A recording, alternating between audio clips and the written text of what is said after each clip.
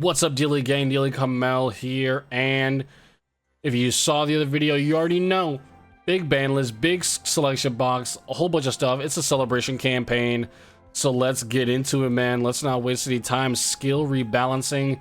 They're gonna buff Relinquished Puppet and Salamandra and Phoenix, and yeah, these are two skills that launched extremely underpowered. I mean, no, excuse me, Relinquished Puppet did not release underpowered. That, I thought it was the Relinquished deck box skill. So Relinquished Puppet, sudden level a gimmick puppet monster in your hand or deck to the graveyard, then play Destroy. Okay, from outside of your deck. This skill can only be used if you begin the duel with an extra deck that contains at least one and no monsters other than Gimmick Puppet or Dark Xyz monsters. This skill can only be used once per duel. So what changed? Alright. This skill can only be used if you begin the duel with a deck size extra that contains at least one monster and no monsters other than Gimmick Puppet monsters.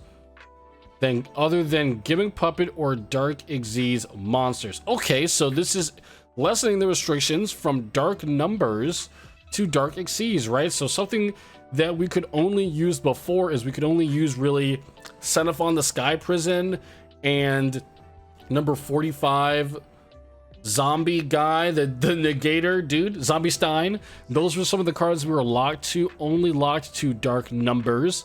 So Dark Xyz monsters, what is that really opening us up to? I just want to check some of the Dark Xyz that we've got access to in the game. Dark Rebellion Xyz Dragon, Dingirsu. You can play Dingirsu now in Gimmick Puppets, Steel Swarm Roach as well, Malevolent Sin, Evil Swarm Nightmare. Dude, these are all huge cards that are generic Dark Xyz that are now going to be super huge for Gimmick Puppets, right? Gimmick Puppets are already kind of teetering on the edge of becoming or not being meta. They were always at rogue deck level and able to beat some decks in the format depending on what they were weak to. But hey, they're going to be able to make use of a lot of powerful Xyz monsters now thanks to this change, and I really like it. It's a change that should have happened much sooner, given how Gimmick Puppets have always struggled. I don't think they've ever been a meta deck, always rogue, but I will take it. It's a good buff. Salamandra, guys, to be honest, I don't care, dudes. One of you guys can explain to me in the comments what's good about it, how they've buffed it, but I do not care. All right, Clear Wing Acceleration. Okay, this is the big Speedroid skill. Effects of the following effects can be used once per duel. You cannot normal or special summon any monsters except synchro monsters or wind, dragon, or machine type monsters during the duel. You activate this skill. If you control Clear Wing Synchro Dragon, play one Speedroid Red Eyes dice from your deck to graveyard to your field. Return one card from your hand or your deck and send one Speedroid Red Eyes dice or Synchro monster to your graveyard from your deck or field. If you send a Synchro monster to your graveyard, play one Clear Wing Synchro Dragon from your graveyard or from your graveyard to your field. That monster gains attack equal to the level of the Synchro monster you sent to the graveyard times 200. Okay. So what changed about this specifically? First, you cannot normal or special summon any monsters except wind, dragon, or machines. So when does this effect really take place is what I am considering, right? Is it before, during the duel, you activate this skill? So what I am thinking is that you cannot use the Wind Charmer in your Speedroid deck whatsoever now, right? It says, and I'm just going off the wording of this, let me know if I'm interpreting this incorrectly. Saying that you cannot summon those during the duel you activate this skill, that means that even before you activate the skill, you cannot summon these monsters. If you were to summon the monsters, then you would not be able to activate the skill. Let me know if my interpretation of that is correct, because I believe that the Wind Charmer is kind of the deck, is the card that really pulls together the entire Speedroid deck and can turn your not so great hands into great hands to get you whatever Speedroid that you want. So that is the change there, and then there is a change in the latter part of the skill. send one Speedroid, tuner monster, or synchro monster in your deck or your field to the graveyard. That has changed to return one card from your hand to the deck and send one Red Eyes dice or synchro monster to your graveyard from your deck or your field. So it has to be Red Eye dice or a synchro monster. Before it was just any tuner. Okay, so it's a little more specific. You're gonna have to play multiple Red Eye dice now. Did you already play 2? Now you're gonna be playing 2 or 3? Guys, let me know. I'm just glad that it does seem like Speedroids did get somewhat of a skill nerf that's going to make the deck building a little harder. And that's even if you're not going to be able to summon win no matter what, right? I am thinking that's how the skill is going to work. That even if you do summon win before you activate the skill, you won't be able to activate it. But it could just be you have to summon win before you activate the skill. Then after you activate it, you cannot summon them for the rest of the duel. Let me know what you guys are thinking. This is not really the nerf that I was looking for, right? It does say that you're still going to be able to activate both skills in one time, and a lot of people were saying that they shouldn't really do that nerf because then it would kind of just kill your entire way to get to turn 1 Crystal Wing. And I don't know how I feel about this deck still being able to make turn 1 Crystal Wing. I think that a lot of the advantage that the deck has, what made it so oppressive, is still there. But we will have to see how that does work out. Again, let me know. So let's see it. Odd Eyes Raging Dragon is now at 1. So now any other cards that are at limit 1 in the Odd Eyes wheelhouse, they're not going to be able to play them. This is also going to prevent you from playing this deck with Orcust, along with a few other limits that are also there. Mekk-Knight Blue Sky going from 3 to 2, and this is just because they're kind of shuffling around some of the Mekk-Knights to allow you to have more options for play. I guess they're kind of drawing back the nerfs on this deck a little bit now that they're seeing it did completely fall out of the meta once we did get access to Orcust and the stronger Odd Eyes strategies. So yeah, I don't mind it. I don't really want to see Mekk-Knights back, but you know, at least the new decks are stronger so that they will not have such a problem with Mekk-Knights. So Mudoshi Piper is also going to be going to 2. It will be limited to reduce the high consistency of Speedroid decks as well as their ability to summon many monsters in one turn. So Mudoshi Piper is now at 2, and Double Yo-Yo is also at 2. So wow, these are 2 cards that the deck did play. You know, correct me if I'm wrong. I'm going to look at a Speedroid deck list really quick. But yeah, the deck did play pretty much, one Mudoshi Piper, it looks like, and 2 Double Yo-Yo. So we are going to lose likely another Double Yo-Yo. And that's just what I'm seeing from most decks playing here. And is that such a huge nerf?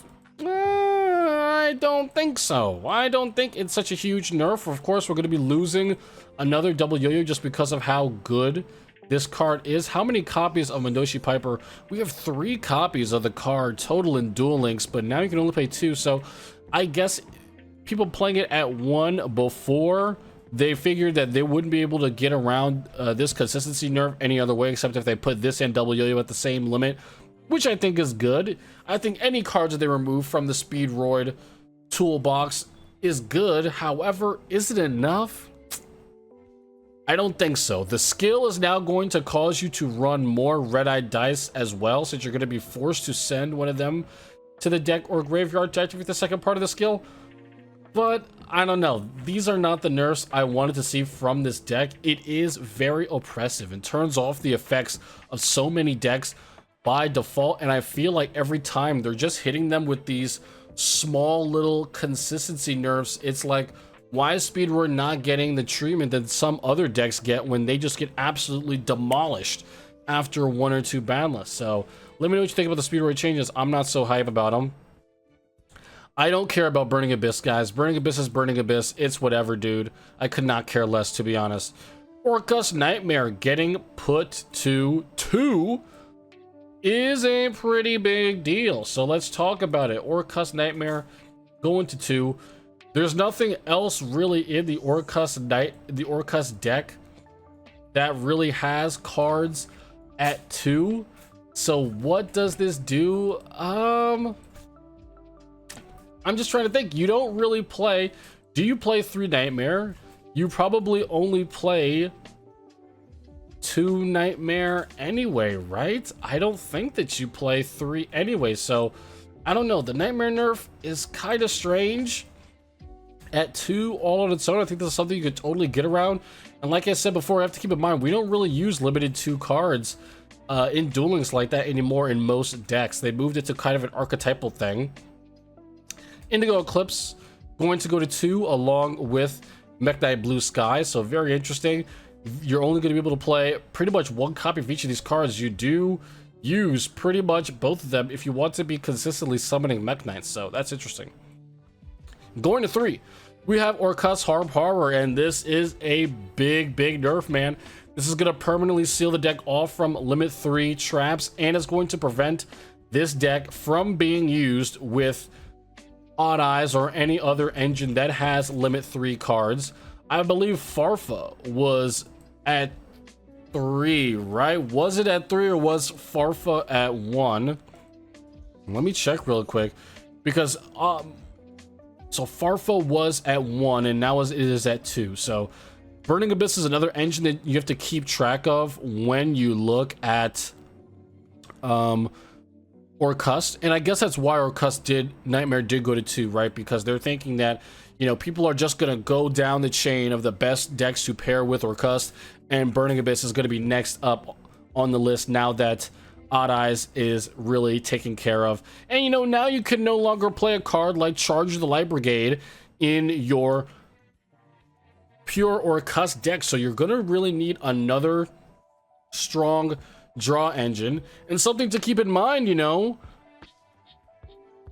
freaking Scrap Recycler is still on the list. I'm not seeing Scrap Recycler getting pulled off the ban list here, so Scrap Recycler is still at 3 alongside Harp Horror. That is massive. So not only has Orcust had their main monster summoner from the deck at 3, it's at the same limit as what was once their best starter and extender, but now it's at the same limit as their best mill card that would also get you to Raiden, which would then mill more cards for you to get to your graveyard. Now all of that is all at 3. So what do you do for pure Orcust? Do you do 2 Harp Horror and 1 of a card like Charge the Light Brigade? I don't think it's worth it, man. Harp Horror on its own brings the entire deck together. I do not think that you can get rid of even a single copy for one of these other consistency options. Orcust players are going to have to cook. They're going to have to get in the lab, because pretty much all of the pure Orcust consistency cards are now locked off completely. They're not really paths for, you know, you to get to a Dingirsu turn 1 with background anymore. It's just not really going to happen. So get in the lab and let me know what you guys think you are going to cook up. So DDDs going down, Dark Contract with the Gate going to 3. That's a big one, man. Gate is their searcher, and we have here, what is that? Savant Kepler getting unlimited. And Savant Kepler is doing what? It's targeting, it's adding a Dark Contract. So I guess this being unlimited and then Contract going to 3, they want you to again have 6 copies of Gate in your deck, but they don't want you to have access to some of these other generic cards that are going to 3. So I think that is, I mean, you know, Kepler was at 3 and now Gate is at 3. So what really changed? Man, I don't know. They're screwing over DDDs a lot. I feel like once again, the power of the other current meta is really up there right now. And I don't think they have to be this strict with DDD, but you know, they kind of just shuffled around the limits. Nothing really happened there. Transmodified, the limitation of this card will be eased as its power in the metagame is acceptable. This was limited to 1, I believe. And just because of some cheese strategies where you could just level up a monster, you know, to a more powerful one with a better effect You know, not always more powerful, but one with a better and more beneficial effect to you at the time. And yeah. Elder going to 3. Dude, I don't think anyone's playing Ritual Beast. Let me know if you are, though. And then let's talk about some of these unlimits, man. Magician Navigation. Dark Magician is now fully unlimited after, like, what, 3 years on the ban list when it was one of the most powerful decks because of Navigation and Circle just being able to banish your entire opponent's strategy on summon.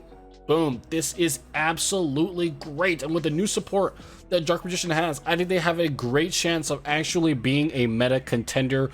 Rod has been on the ban list forever. Navigation now off there as well. Dark Magician guys are super duper happy.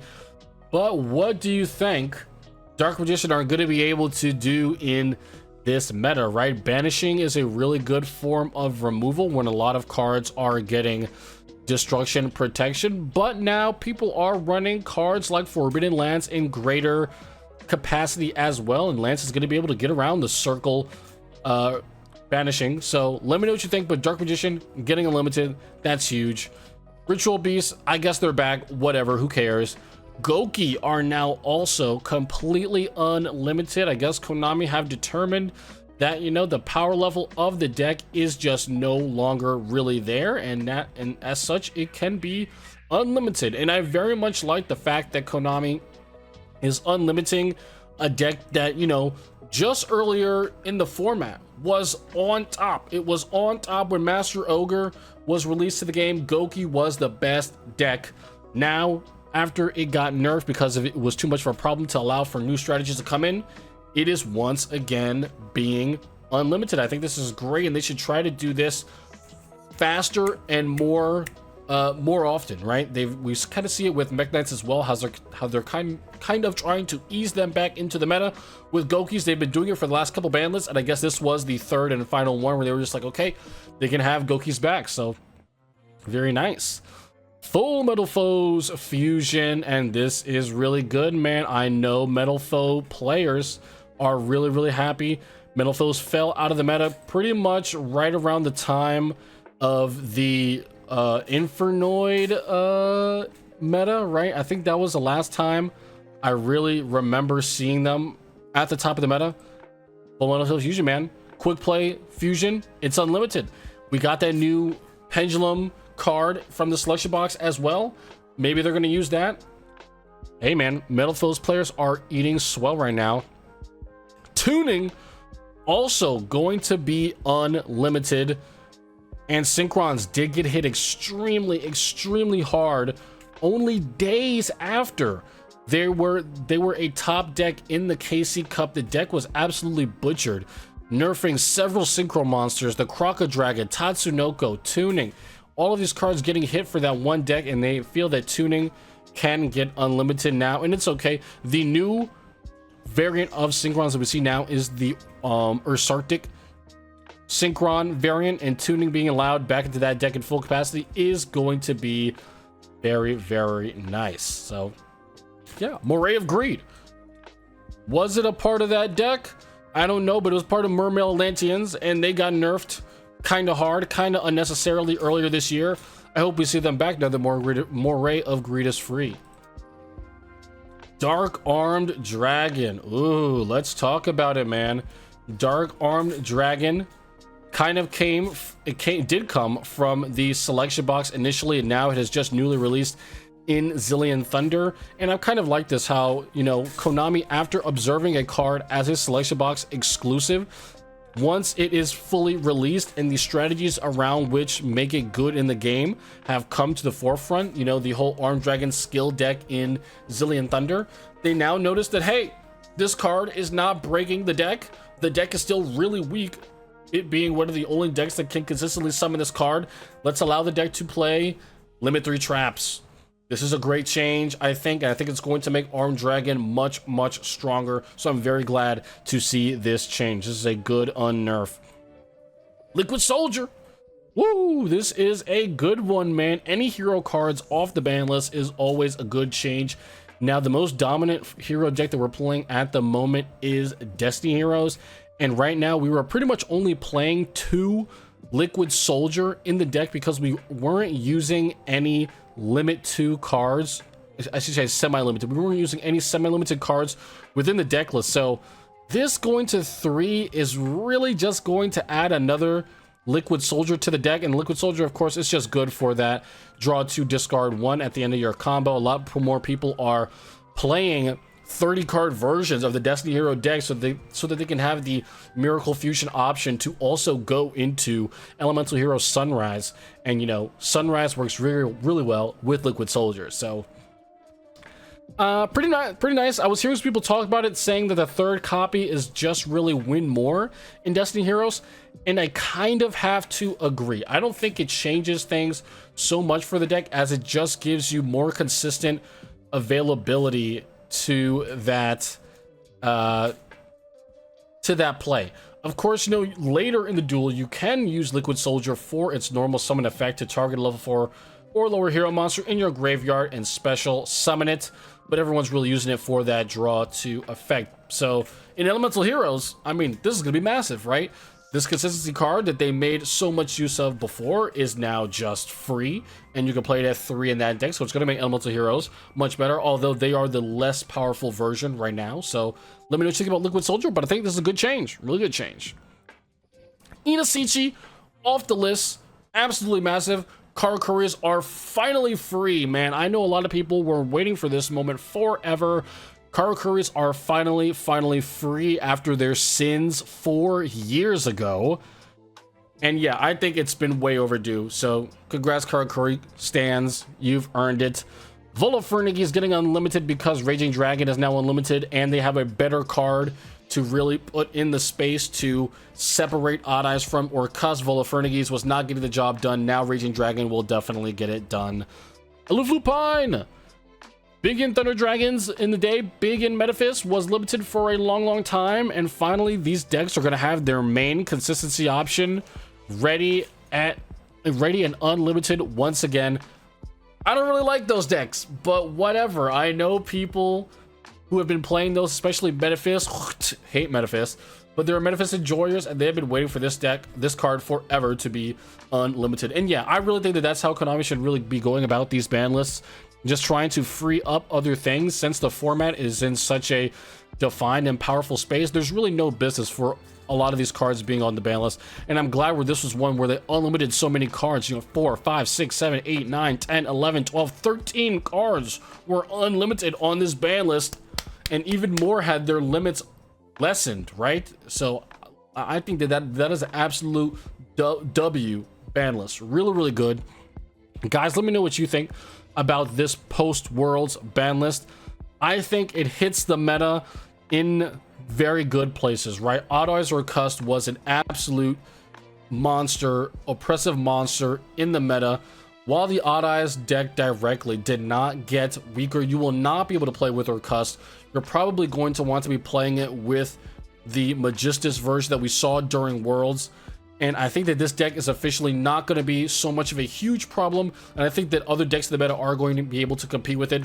Speedroids, along with their skill nerfs, did get a consistency hit, albeit not a big one. The skill hit wasn't as big as I wanted it either. But, you know, we'll just have to wait and see. I hope that it actually does take effect and this deck does get brought in line with some of the other decks in the format right now. I think a good marker for decks to be at is Destiny Hero and Rocket level. They could be a little bit more powerful than that, but not overwhelmingly so. And Speedroid and Odd Eyes Orcust definitely were way over that.